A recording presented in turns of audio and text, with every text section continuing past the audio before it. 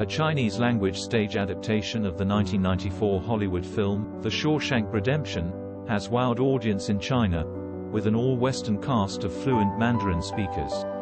For World Theatre Day, Xinhua interviewed the play's main character, Canadian actor Mark Rowswell, who's better known in China as Da Shan. He has shared interesting behind-the-scenes stories and his thought on the role of theatre in bridging cultures. I've been invited to play the lead role of Red, who's also the narrator. And I've been doing a lot of narration and Chinese poetry, and in the past doing xiangcheng, or Chinese comic dialogue. These are all sort of language arts. And so language is kind of my thing, and I've worked more and more as a narrator in recent years. So that made sense to me that they wanted me to play the role that was a character in the play, but also the narrator, because that's something I have a lot of experience with. And I really look forward to it because a lot of what I've been doing, I try to do work between two cultures, not one or the other, but some kind of blend of the two. I mean, I think it's wrong to look at cultures specifically from a nation-state perspective, because obviously this is something that's popular all around the world. We don't have that experience of being a prison life ourselves. There must be something that connects to us from that experience. And so that experience that the movie explains is something of the human experience. It's not an American experience. It's not a Chinese experience. It has nothing to do with a nation state. It's about people, and it's about the human experience. And I think that's what appeals to everyone. It's basically a story about hope.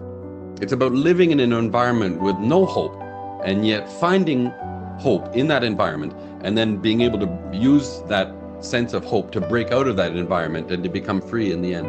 And of course, that sense of hope and that struggle is something that really speaks to people all around the world. You don't have to be a prisoner to understand what their life was like and what that experience is like.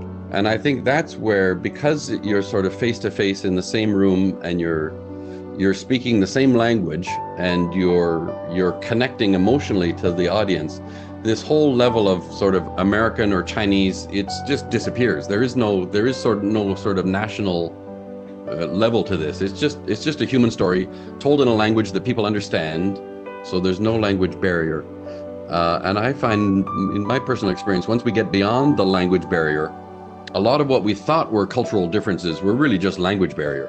Once you get beyond that language barrier, then you start to see all the sort of commonality.